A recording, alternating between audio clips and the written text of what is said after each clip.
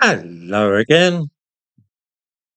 I don't consider myself politically extreme, and nor would I describe myself as xenophobic.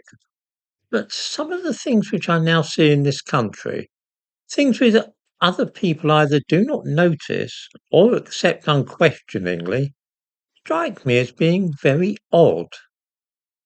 For example, I see our national broadcaster being run by a foreigner. I also see a foreigner in charge of the Electoral Commission, the body which regulates democracy in our country. I see too the Home Office, the British equivalent of a Ministry of the Interior, and observe that this too is in charge of a foreigner. Our judicial system, also headed by a foreigner. I cannot imagine that many countries in the world would wish to see such a state of affairs, or indeed allow it to develop. Before going any further, let me explain what I mean by a foreigner. I shall use my own life to illustrate the point. In the 1970s, I married a Swedish woman and lived in Sweden. For a time, it looked as though I might become a Swedish citizen with a Swedish passport. Suppose, just for the sake of argument, that such a thing had happened then, and that I had acquired a Swedish passport 50 years ago. Does anybody seriously think that this would mean that I was now Swedish? The idea is, of course, preposterous. Even if I had become a Swedish citizen, I would still be an Englishman now. I could not possibly be Swedish in the same way that somebody born in Sweden, Swedish parents were Swedish. I'd still be a foreigner, wouldn't I, in Sweden?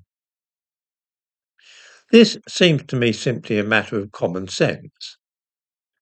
In just the same way, Samir Shah, a man born in India, but who later became a British citizen and went on to become chair of the BBC, is a foreigner. Vijay Rangarajan, the senior civil servant in charge of the Electoral Commission, was also born in India.